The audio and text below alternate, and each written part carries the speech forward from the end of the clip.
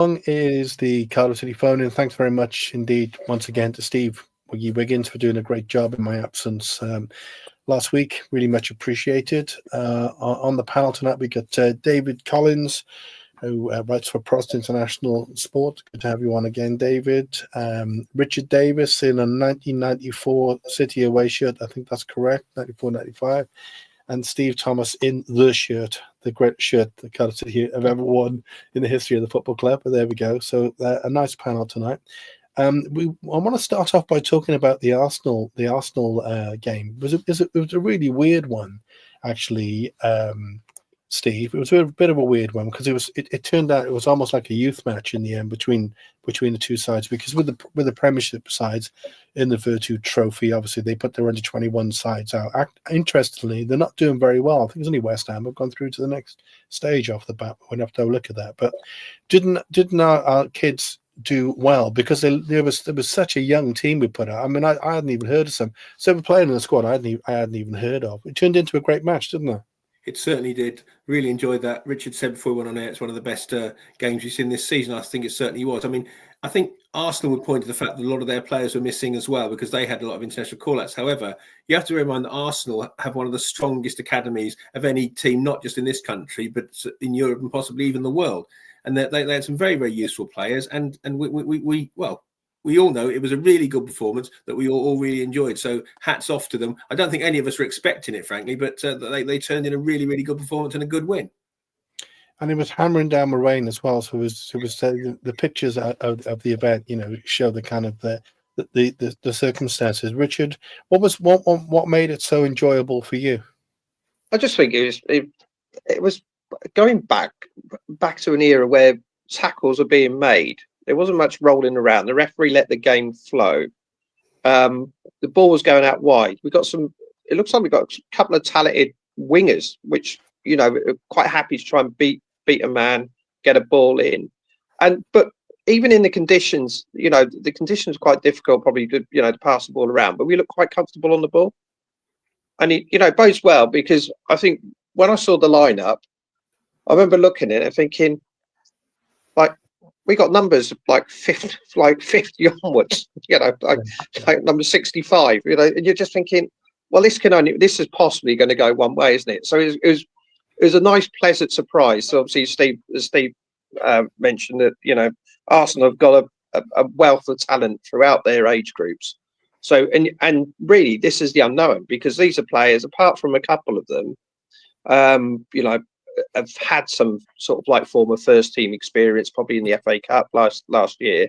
And a lot of them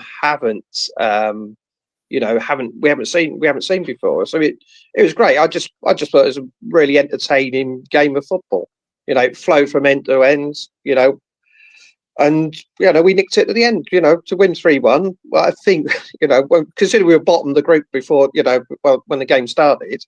It was quite nice to win it, and we've got another home side now, haven't we? So, onwards and upwards. Did you see the double is on? Yeah. Did you see that, David, at all?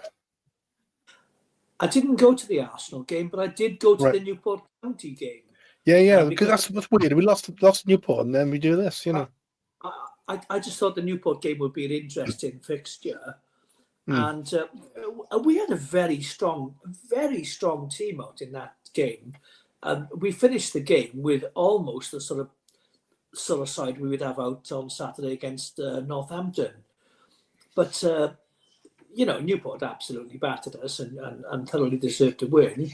And then we play a load of youngsters, some of whom, one or two of whom featured in the Newport game, in particular the fullback, and I apologise to him because I can't remember his name. He's on loan at Merthyr. Yes, he's on loan at Merthyr. He looks a very, a stocky, dyed in the wool, Phil Bater, up and at them fullback. The sort of guy, like me, but without the pace, perhaps, when I played fullback. That's the only difference. That's the only difference, yeah. So, we've gone from losing to Newport to a very respectable result against Arsenal. I don't follow this tournament closely over the years. I'm amazed that no Premier League team has ever won this competition. I assume they are allowed to win it, are they, and go to Wembley? Well, that's what I was saying, David, just now. I mean, I might be wrong, but I think West Ham are the only team that spring to mind who've made it through, so it's a developmental thing, I suppose, for the size. Liverpool as well, yes. It's always No, like they lost Liverpool, didn't they? Got battered, I think. The final is always like Peterborough versus Carlisle, isn't it? It's never West Ham under 21s versus, I don't know, Everton or something. And I just find that quite surprising. Maybe it just shows the sort of men against boys, the difference between good youngsters and the sort of blokes who play, for, I don't know, Walsall or Gillingham, who got a bit more street cred about them. I don't know.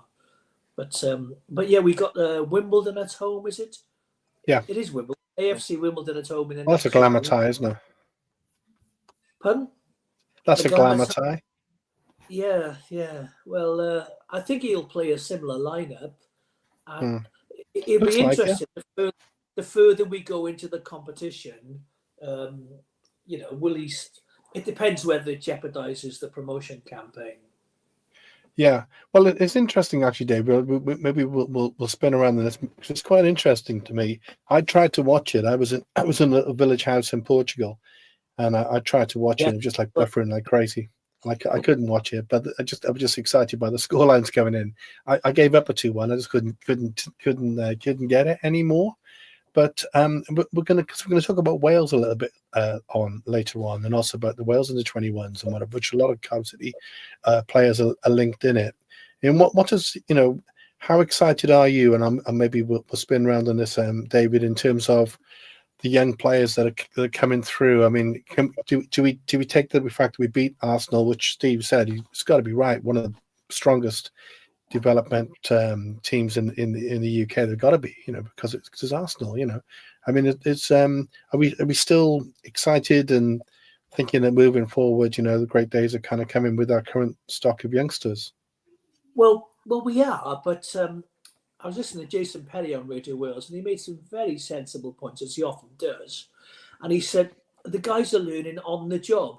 Ordinarily, the likes of, I don't know, Dylan Lawler, let's say, Kean Ashford, would be out on loan at League One and League Two clubs. But now they are on loan at League One and Two clubs because they're playing for League One, they're playing for us.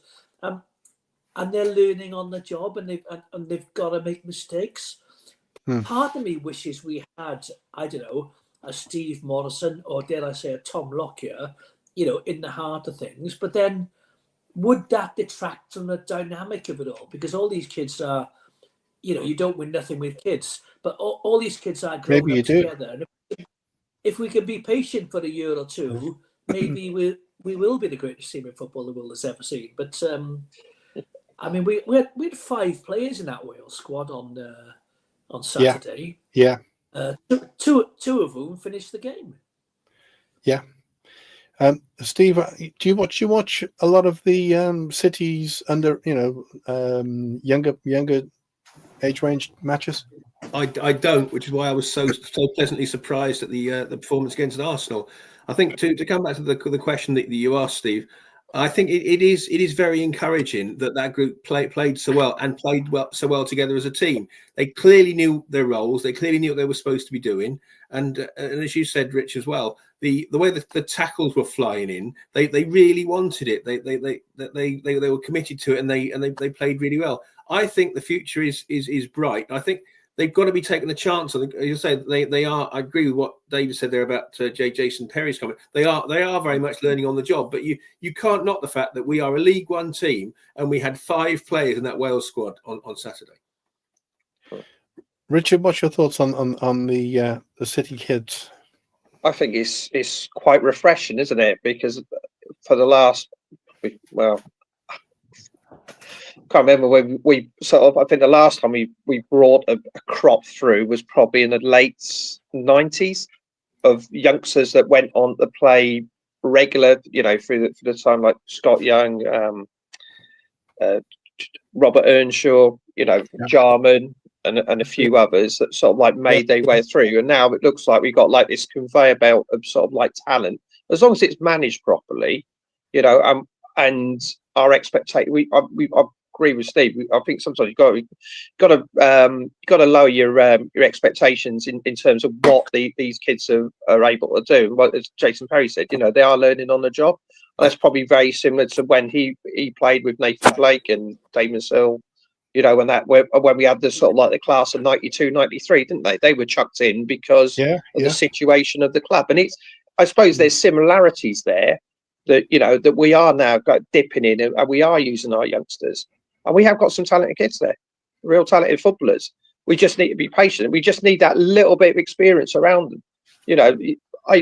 Someone like Sean Morrison would be perfect to play alongside someone like Dylan Lawler, but then he's got Will Fish, and Will Fish has been excellent this year, isn't he?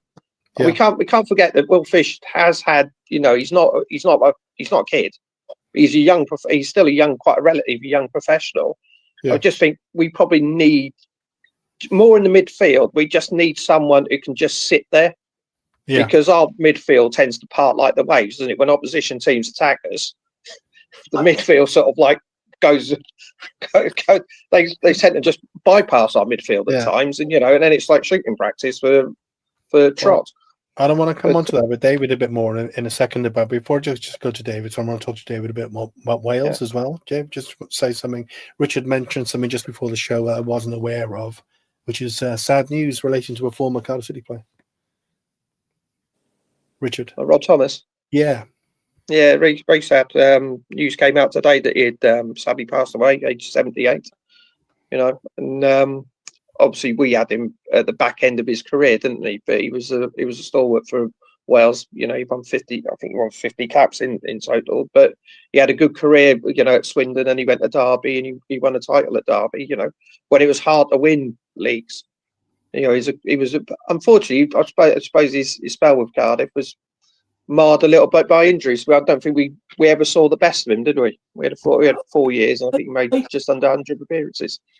I disagree. When in my first book, Born Under the Gradient Star, still available on Amazon, I selected my all-time favourite Cardiff City 11, and I had Ron Thomas in that sort of, the sweeper role.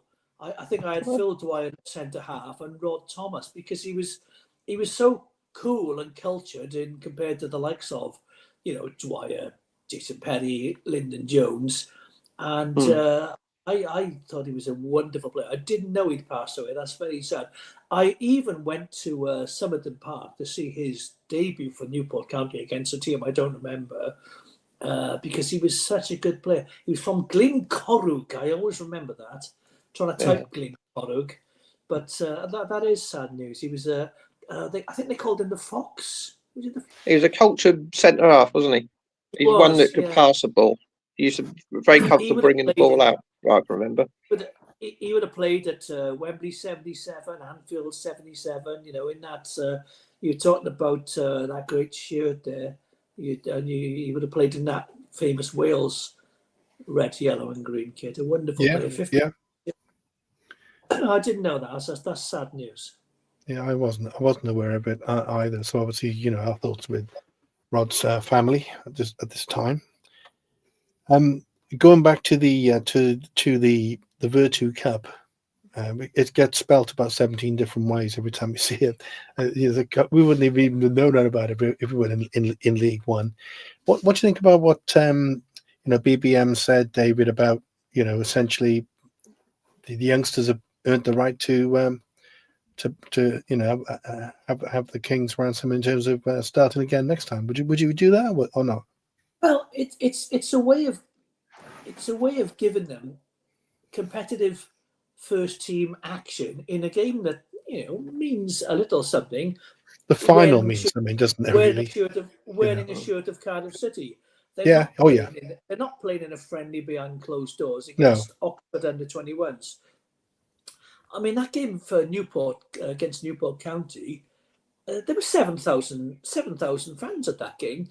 Lots of those kids wouldn't have played before a crowd of 7,000. And even the Arsenal game, I think, was about 3,000, was it? So it is good hands-on live experience. If they lose, it kind of doesn't matter. But it's it's a Cardiff City game, so you've got to step up. I think it's probably good experience, providing you don't put too much hopes on trying to win it. And we will get to the final and take 40,000 to Wembley, like, I don't know, Birmingham have done. Birmingham did last year against Peterborough, yeah. Yeah, and they lost. Other big clubs who Portsmouth over the years, I don't know, Sunderland probably. I think Sunderland and Portsmouth would have filled that ground. So if we get to the final and play, I don't know, insert your name of a large northern team, Wigan, let's say, then there might be a good occasion. And you don't get anything for winning it really, and it's the kind of competition you don't want to be in, because we want to be in the Championship. But if we are where we are, let's try and make the best of it, and let's try and turn it to our advantage by giving these kids, proper match day competitive experience. So let me just ask you about. There's some great comments coming in already. Thanks a lot for that. Tell us, just for those people who don't know, tell us a little bit about Prost International, Dave, because it's quite an interesting kind of setup, isn't it?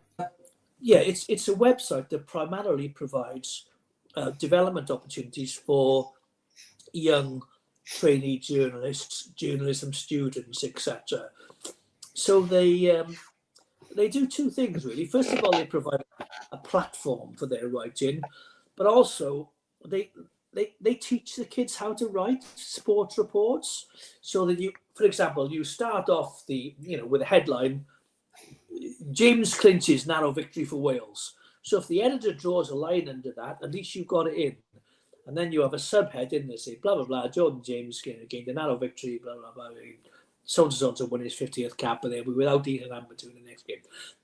And then you construct again little things like, punctuation, use of capital letters, spacing your paragraphs out, because everyone reads their internet stuff on the phone now. They don't sit at home on the laptop or read a book. It's on the phone, so it's got to be digestible. Little how to do it tips like that. And as I say, they provide a platform. The site has North American roots. And when I was very lucky enough to go to Qatar for the World Cup for Prost International, they said, right, you can be our man in Qatar, but I watched Wales against USA. I commented on a Canada game on TV. I watched the Mexican press conference. Fantastic, really, isn't it? It was absolutely fantastic. And this very lovely Australian journalist said to me on occasion, why don't you come with me to our game? We're playing, I don't know, Senegal or something. And I said, much as I wanted to go with this lovely Australian, I did not have the energy. I was completely exhausted. Argentina I watched, Uruguay I watched, because they've got North American roots. One of my most enjoyable experiences was when I was on holidays in Chicago. I was there for the time of the Super Bowl. So I covered the Super Bowl, but from the perspective of a UK football fan. And that was a really, really good experience. I was sat in the bar with, NFL fans, and they were introducing me to bits and pieces of the game. And I was telling them about, soccer culture. And it was a really, really good experience. So it's a very good site. If any of you have got any, contact Steve, perhaps, with youngsters who are looking for a platform, I would certainly recommend Prost. Right. I mean, they get a pound of flesh off you. Don't get me wrong. And I don't get paid, but I did not pay any money for any of my tickets for the World Cup in Qatar. I guess sent to Qatar is not a bad thing, is it? I was in the press box at Wembley for Wales and England. Yeah, fantastic. I think it's amazing. That's great. Yeah. Good to hear about. And obviously, I did have a link with the university, so I did try and set things up there. But we'll leave that one for now. Steve, if I come across to you, because it's interesting to hear about Prost International. I didn't know, a lot of people don't know much about it. It's nice to hear about this kind of culture of sports stuff going on. The Chelsea games come up from Chris. Does anybody know? Is that are we starting to sell tickets for that? Is it starting to bubble up at all? Yeah, I've ordered my tickets for it. I think last time I looked, I think we'd sold 9,000 tickets because it was still limited to season ticket holders for 2 tickets each, and for members to get a ticket for themselves as well. So I think the criteria is going to be expanding shortly. So maybe a good question to look at the answer for next week, I think. Okay, and sticking with the because obviously that's a few weeks ahead, but it's a great draw. It's an exciting thing for the club, I think.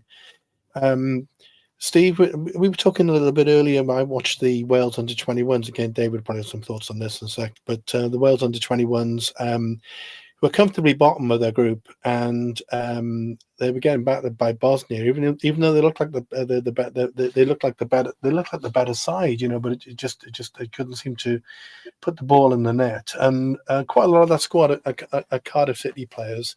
For anyone who has seen any of those matches, it struck me as it was like some similarities really with City, like lots of possession, and then no kind of real end product. But they're also interesting. They're playing 3 at the back and playing with wing backs and whatever. So it's kind of interesting. But it just struck me as a bit of a kind of dichotomy that we all excited about the City youngsters, and there they are, quite a few of them in that World Under-21, and unfortunately that team is faring quite badly. I suppose that's again, Steve, how tactics plays into the best bunch of players in the world. If you don't play them the right way, maybe, I don't know. It is. I mean, I think you also have to look. I mean, to come back to what you said about Arsenal as well. Arsenal, as I say, got one of the best academies in the country, if not in Europe, if not the entire world. So you have to look at who we're playing against here. I think Craig Bellamy's also said that he likes the way Cardiff City are playing because it suits him for the way Wales are playing. But I have to. I'm saying we'll probably come on to this later on. But after the Blackpool game, I was very, very concerned about how we were playing a bit sort of gung ho. Yes, you go in with the wing backs bombing forward, but the gaps that were appearing were hugely great concern to me. And I think if Wales under-21s are playing something similar, where they end up chasing the game and you don't shut your back door, then you are going to take a bit of a pasting on occasion. That's essentially what was going on. I think, just a bit exposed at the back, Yes, I think if on the Cardiff City front, if Nathan Trott did actually save a few one-on-ones and did one fantastic save from the training ground free kick where Blackpool played the ball to the player on the edge of the box. And why do we never pick up that player on the edge of the box? It keeps happening over and over again. Ball played across, step over, shot, which Trott just managed to turn over. So again, we've got to look at how we're chasing games, I think. And again, Richard, it's that thing with with tactics like modern day football. I know it's a really old person's perspective from an old person, but like the fashionable style that we play football in these days. Like effectively, you're playing with kind of a 2-man midfield, sort of. So there's just so much space around it. So it just can leave you vulnerable.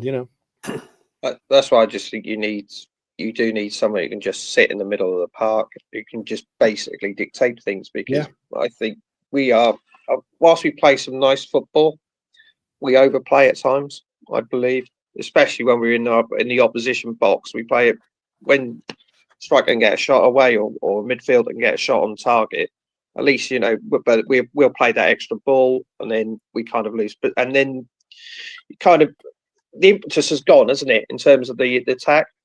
So we've gone from one way of playing to another way of playing. Yeah, the possession football's great. Don't get me wrong, but there are times when you play possession football. If you look when we played against Wrexham, it was brilliant. Yeah, it was such a great watch. And then then we go to Blackpool, and it's like a performance like we had against Bolton. It's just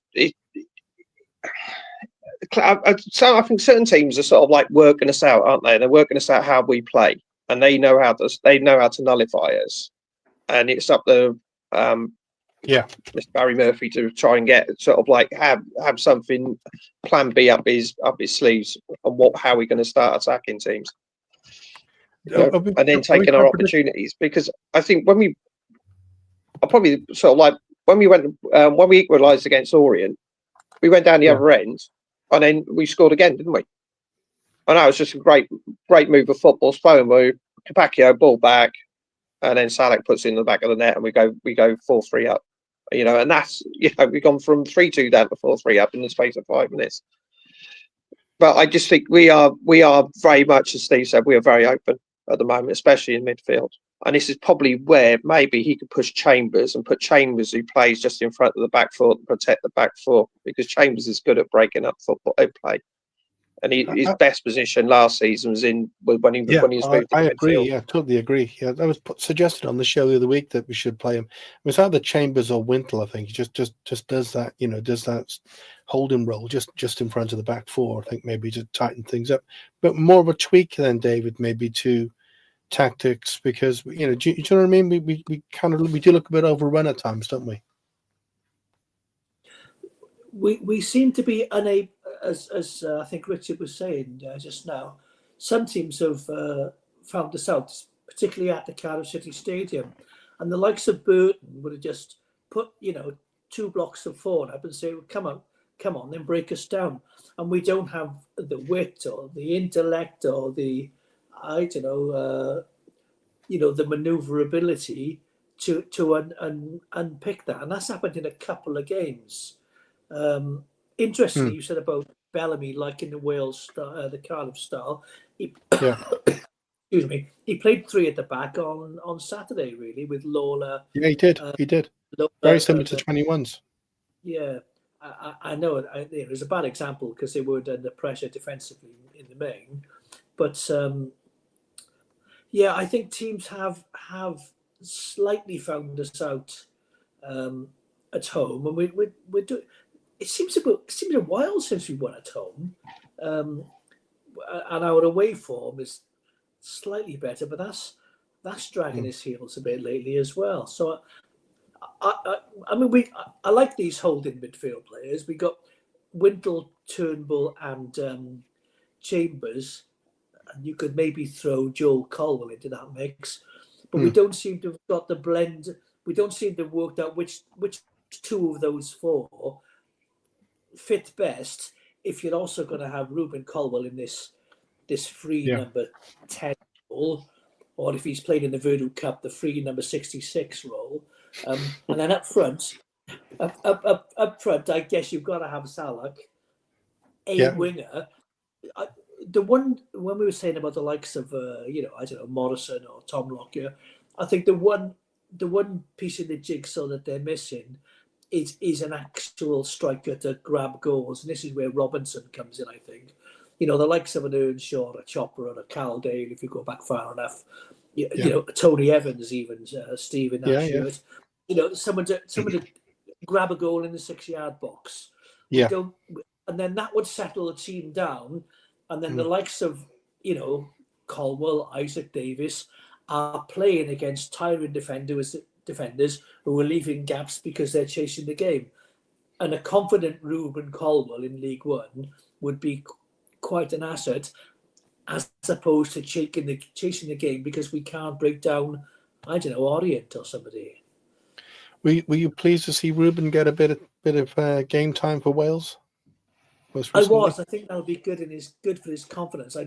I don't know why Bellamy doesn't fancy Colwell. I've heard various stories, but I'm glad he did come on, and he had a shot which on another day could have gone in. Salacious gossip is always good, David. If you have any. Well, the keeper parried it away. I don't know whether Colwell was involved in some of these bullying allegations. I don't know that. That's a whisper I heard, but I don't know whether that's a factor.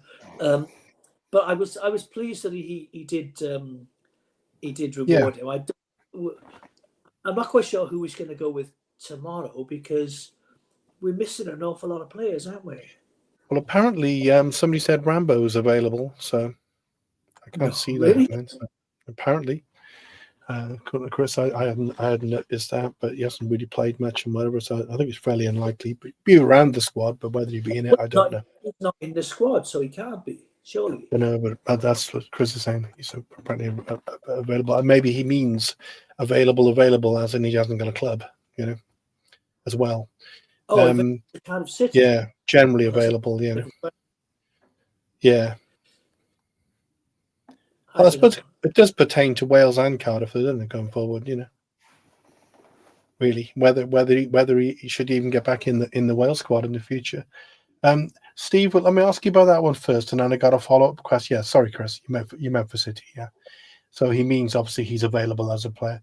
So Steve, with Aaron, talking about Arsenal, of course, Aaron Ramsey. Do you see him coming back into the Wales picture and the Cardiff City? I mean, the Cardiff City picture I think is very unlikely because of the circumstances, maybe the departure. But how do you see the future for Aaron Ramsey? Right. First of all, so if I say, Miles, that question, I would like to say that he's been one of the most fantastic players we've produced over the last 20 to 30 years. Yes, absolutely. And did go on to do some fantastic things. However, I don't think he should come back now. He was very when he played for us the last few seasons. He was fantastic. However, he did get injured an awful lot. And I don't think he's going to get anywhere near the Wales squad, given the time between now and the World Cup, because he's not going to have anything near a season under his belt, not even a half a season under his belt. I don't think, having now left Mexico. So I'm afraid, taking my hat off to his career previously, it's a no from me for both Cardiff City and Wales. Okay, and so.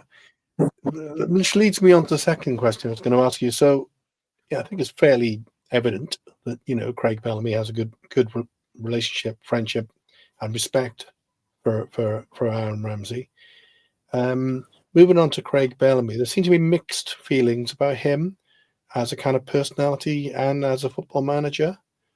What's your thoughts on Craig Bellamy and the job he's doing with Wales, Steve?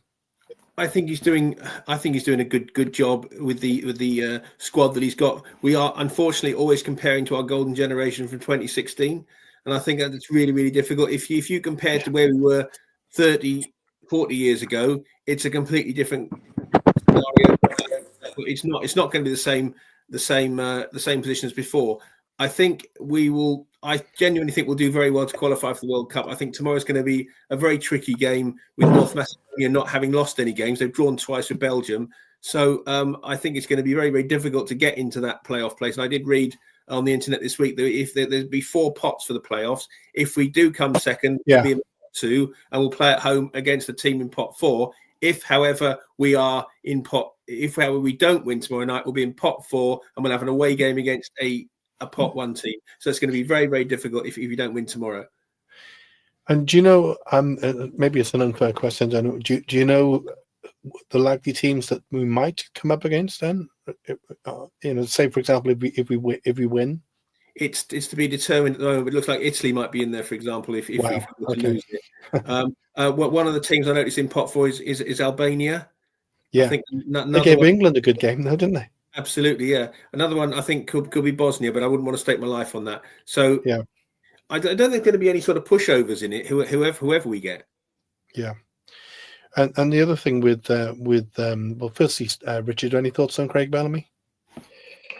I think he's done a reasonable job. I think he's like the little bit of the honeymoon period is well and truly over now, isn't it?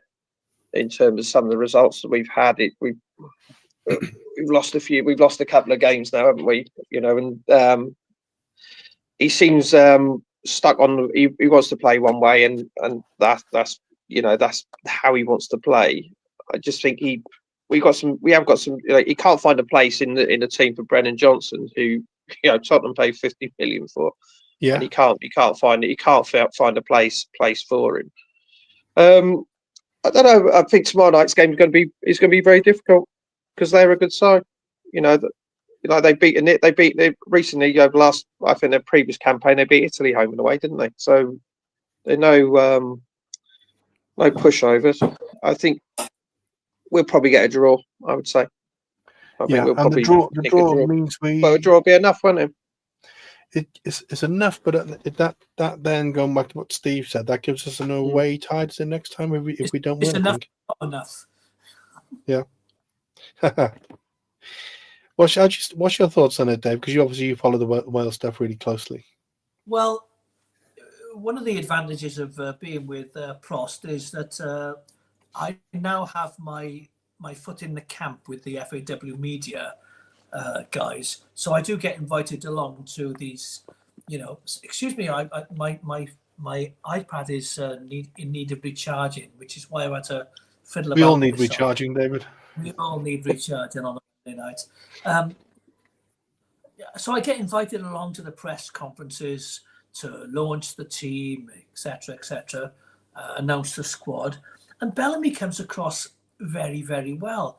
I mean, after the Canada game at the Swansea.com, he said, "Look, we could play against, I don't know, Belarus, for example, and with all due respect to Belarus, what would we gain from playing in that game? If we get to the World Cup, we're going to be playing the likes of Canada, who are going to be in with a shout and one of the top seeds. So we're better off. Why wouldn't you play against the best teams?" And the game against England, which many people raised their eyebrows at that fixture, he said, we got a chance to play against the best team in the world and assess ourselves against the best team in the world. And in the first quarter of an hour, England really did look like the best team in the world. And I thought Wales made a bit of a fist of it come the end of the game. And, if the odd chance would have gone in, it might have been 3-1 or maybe even 3-2. So do you learn more by playing against those teams than a victory against, I don't know, let's say Belarus or, Bulgaria or something? So my opinion of Bellamy is, to use an expression somebody just used, mixed. Unfortunately, you mentioned 2016. We don't have that full of riches. We don't have a goalkeeper really that plays regular football at all. Darlow occasionally for Leeds, and then after that, it's someone who doesn't play for Everton, someone who doesn't play for Sheffield United, and if the likes of, we massively missed Kiefer Moore on Saturday. We probably would have been 3-0 up at half time with Kiefer Moore. But we're going to be missed.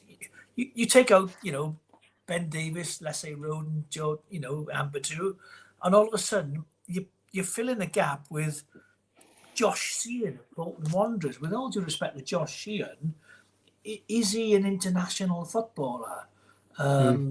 So Bellamy is really he's doing his best with an extremely limited pool of resources.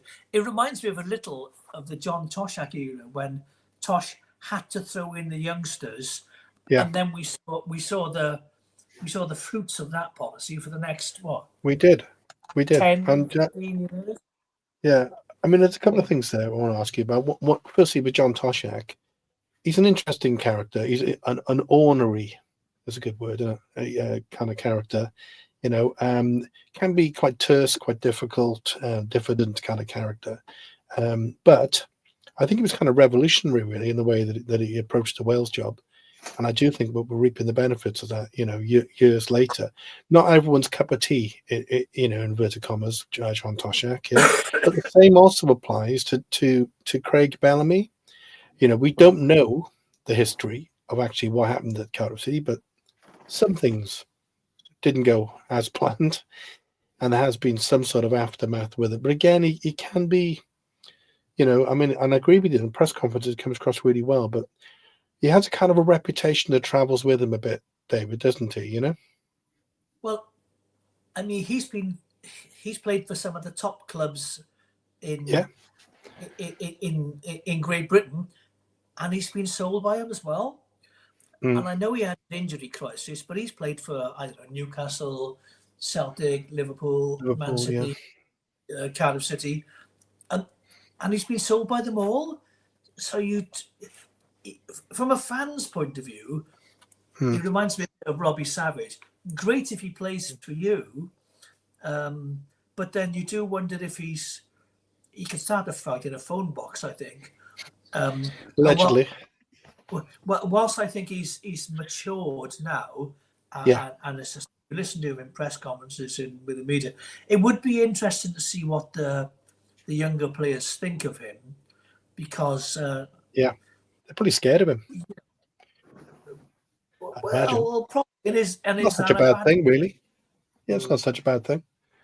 But it's interesting, Steve, isn't it? You know, David. You know, years ago I've done that kind of stuff. When you're in a press conference and you're right there. You know, the mystique isn't there. The person's right in front of you talking away, so you get to kind of see the real person to some extent. And he does. He's very eloquent, isn't he? He knows his football. Yeah. He's passionate.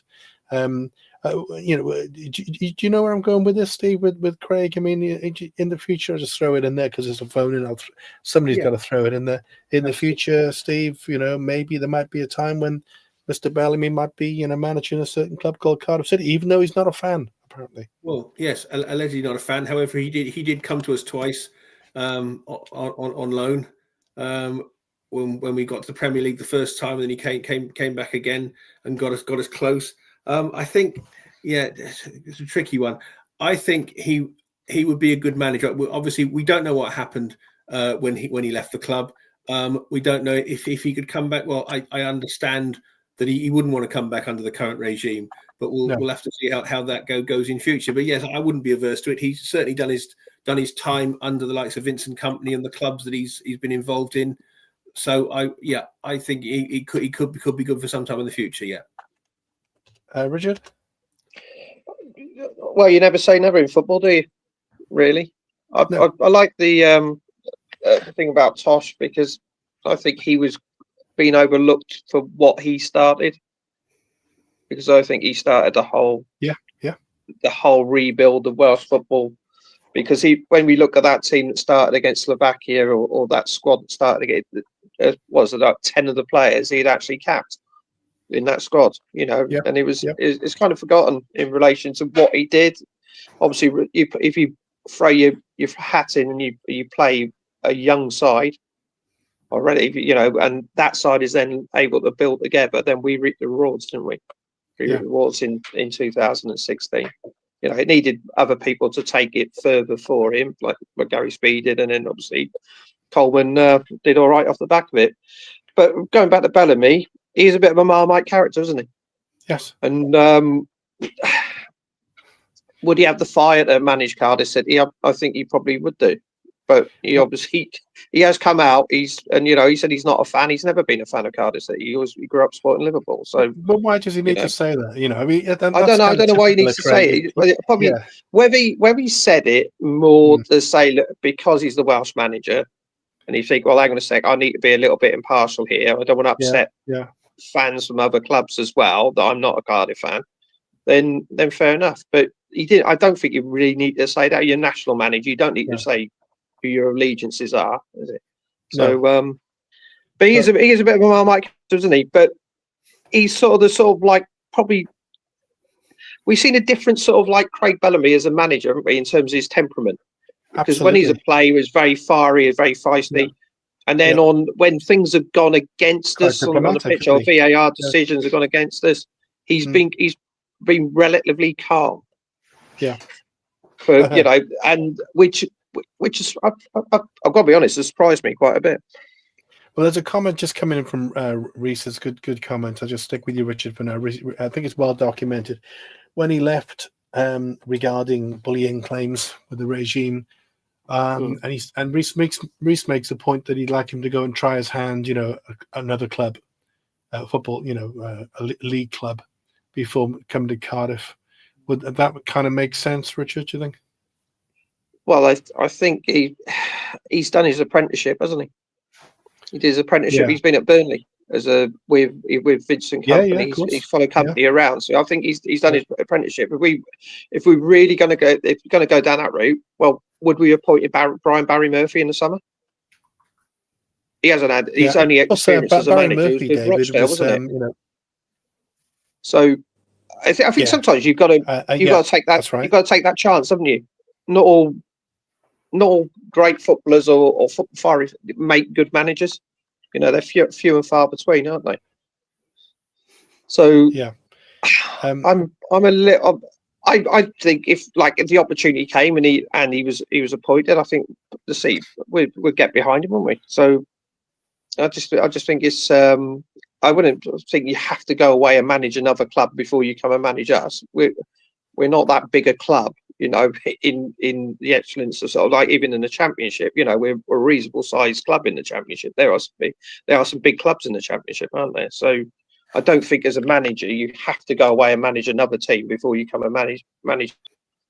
I think we've shown that this year by giving Barry Murphy the chance, haven't we? So yeah, of course, I wouldn't agree with that, to be honest. Okay, so Barry Murphy this week was linked speculation, linking in with other clubs. That's always going to be the case, you know.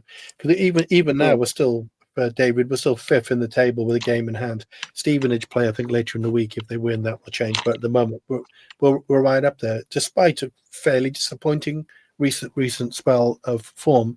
One for you, David. I know you're a massive fan. Great, I think, to see.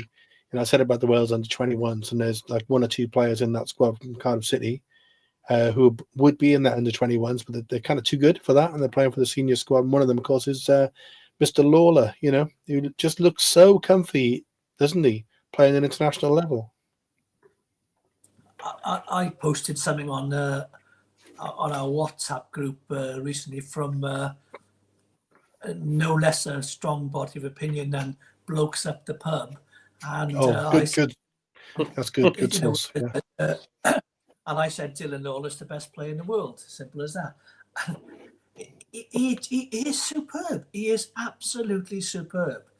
I know he was untested against Liechtenstein, but you know, Bellamy had the confidence in him to put him in. I think Lawler alongside Joe Roden would be a good defensive. Look pretty good, don't they? For Wales, and Lawler alongside Will Fish or Will Puscott, as I've heard him referred. That's a good combination. I think Joel Bagan is very underrated. He seems to go in under the radar. He's very underrated. My only note of caution in that, and Trott, well, he just defies belief sometimes. He is. If it wasn't for Trott, we'd be about 11th in the league. But my only note of caution is the right back spot. I want to like Capaccio because he's Welsh and he plays for us. But he just, I don't know. He's great going forward against a team that we're beating, but defensively, meh. And he gets caught out of position. I'm not sure. I think NG is a better fullback along the line of Spears. We were earlier, so I think that's the only chink in the back four. You can also slot Chambers there if you need to. We've talked about the midfield, and we do need this. If we could sign even someone like Paul Mullen in January, you know, just to score us, you know, I know 10 goals a season or something. Or the guy that Will Evans from Newport, I'm not quite sure where he's. Did he go to Mansfield? He went to Mansfield. He's at Mansfield, isn't he? I think he's still chicken in with the goals. One of those, you know, like when we signed Stant back in the day. What a signing he was, eh?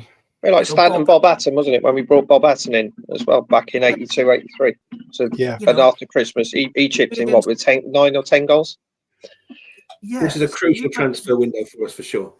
Well, let's talk about that. Yeah, because I'll start off with David. We'll swing round in it. So transfer window is about 6 weeks away, thereabouts. You know, start of January. If you could bring in, so you've kind of answered it, David, but would you maybe want to briefly add to it? You're saying more backup up front, someone like an experienced head to chip in with a few more goals. Is that what you're saying? Is our most urgent thing? Yeah, someone who is used to. When John Toshak took Swansea City up, he bought players to get them out of the division they were in, and he went up and up and up. So what we need is somebody, an experienced League One striker. I'm not saying we sign him, but I was hearing about a guy that used to play for. I can't think of his name now. He's 40 and still playing. He used to play for Bristol Rovers and various other teams. You know. If I could remember his name, it'd be a better story. But you know, somebody who's played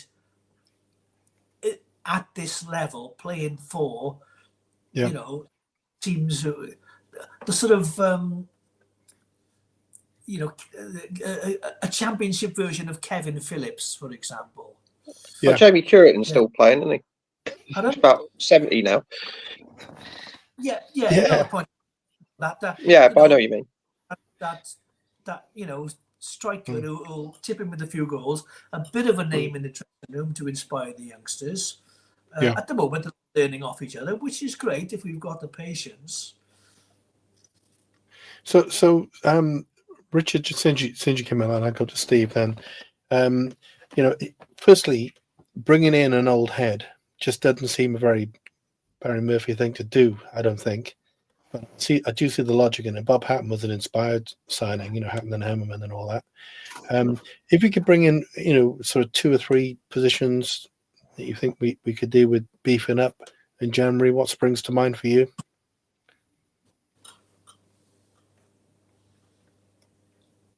Richard? I would bring in a fullback, a right back. Yeah. I would bring in someone who could play in the centre of midfield. He can put his foot on the ball, and just someone who can just control things. And I'll bring in a goal scorer, someone who score goals, poacher in the box, because that's what gets you out of this league, isn't it? Someone's going to chip in half a dozen goals between Christmas and the end of the season. And I think that's what we need. Steve? I think just to come onto the right back position, I think I heard it said before about players you've had on loan at right back before, and indeed both sides of the full back equation. If you had a left back or a right back who could act as a wing back and defend, they wouldn't be playing in League One. They'd be playing in the Premier League.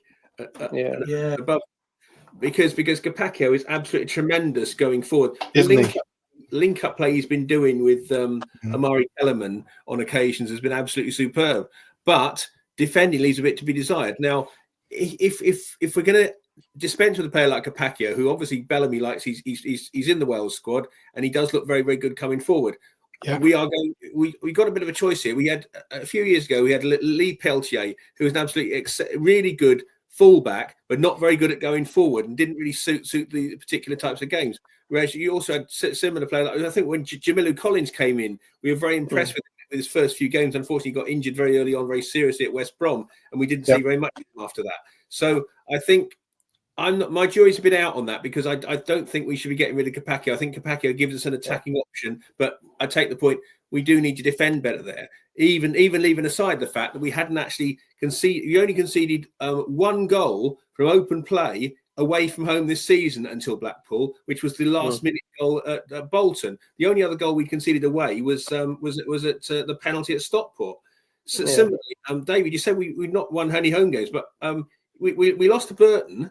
But also, you know, we beat Leyton Orient, and then we had the 2-1 win as well against in the other home game.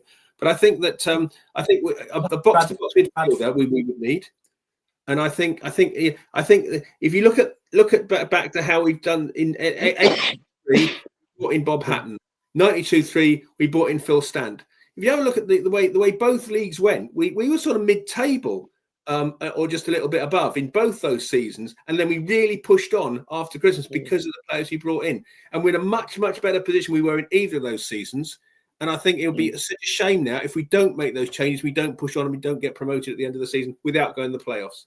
I just see Capaccio being moved forward, because I think he can play out on the right hand side of midfield. Yeah, I agree with you. I think he's more a winger than a fullback. Yeah. But then when you used to have sort of like when you used the old 4-4-2, whoever used to play on the right hand side of midfield would always drop back on you and protect your fullback. So you'd always you double up effectively when the opposition are attacking down. They obviously see that, they see our left, our right hand, well, their left hand side when you got facing Capaccio as our weakness. And a lot of the balls they tend to attack him more than anything else. Everything seems to come down the left hand side when Capaccio is playing. And if you put him in midfield alongside any two of, say, Wintle, Turnbull, and Chambers, then there's your three in midfield. Let's say we've got to play Ruben.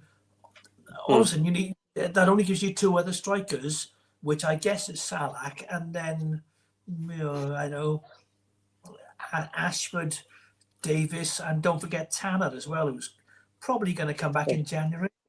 Yeah. Well, I just think he could be, 'cause I heard you say just now, but who's he going to replace? I mean, if you think we're still playing, effectively, we're playing 4-3-3, actually, kind of. And so, there is an argument that he could play, as part of that front three, and maybe cause havoc down the right, He's really good going forward, though, isn't he? He's pretty tricky going forward. Plus, his delivery's quite good. Yeah, he's got a good engine, but defensively, as Steve was saying, he gets caught out of position a bit. He does, yeah. I mean, remember, Nathan Blake started as a left back, didn't he? He made his debut as a left back at Bristol Rovers and ended up playing up front. Yeah. I saw him centre half alongside Jason Perry at Walsall away. It was fantastic. I remember the run from one end of the pitch to the other. Yeah, I remember that. What about him? He was playing with such a attitude, I tell you who we have in this nightmare from Man City. What was is it? Oh, I can't think of his name. The big striker, the big centre half, who was taken off at half time from some terrible back passes. I can't think of his name. Foe, was it or? Osho. Pardon? Yes, Osho. Yeah. Oh yeah, sure. I've kind of forgotten about him. He's just gone up the picture since, hasn't he? Well, he was dreadful. He made such a yeah. I stood up at one point and shouted at him from 50 yards away, "Do you know how long I've been coming down here?" And people around me laughed. The answer would have been no. Really. I felt he deserved more than that from his contribution to my afternoon. Yeah. Well, I'm gonna say, to use a famous Maverick phrase, keep the faith. We got to believe that BBM wouldn't have brought in a terrible player. There must be a player in there. There must be a player. Yeah. Yeah. And he's made mistakes and he's moved him out of the picture. So fair enough. He's had a nightmare 3 games at home, hasn't he? Yeah, he did. Yeah. Yeah. Scored, and it's kind of got lackadaisical style, hasn't he? When he makes a mistake, it's like it's like that youngster he took off after half an hour who was booked. And there's a player. Magnifico. Yeah. And this is why Bacon is underrated, because Bacon always comes in and picks up the pieces from all these nightmares. Yeah. He's a rock solid 7 or 8 at just about every game, isn't he? He's a solid, reliable player. Let's just quickly talk a little bit about Northampton, because getting towards the end of the time. Northampton away, Steve. I'm sure you've been there a few times, to the least. Any thoughts on this one? I think it's a game we should be winning. We should be winning it comfortably. We'll obviously come on to the scores. We said that about Blackpool, didn't we? Well, we did, but then Blackpool had a new manager bounce, which on Saturday. In fact, we've been a bit unlucky on the new manager bounces, haven't we? Fairly recently, with the Peterborough Cup game and then Black. So I think hopefully we can get back to winning ways away from home. I'd be disappointed not to. Yes, I've been there several times. I went to their old ground several times with the cricket ground next to it as well. And then I've been to the new ground on several occasions as well. So looking forward to reacquainting myself with a trip to Sixfields on Saturday. Richard? Well, I've been there a few times as well. Nothing memorable, to be honest.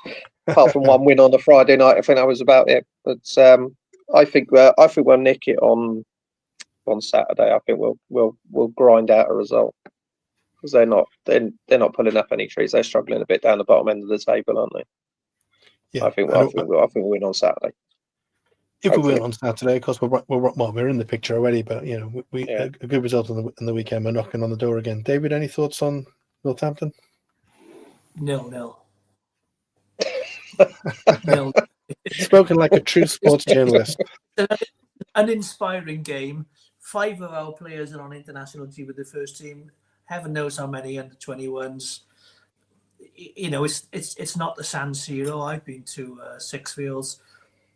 0-0. Fair enough.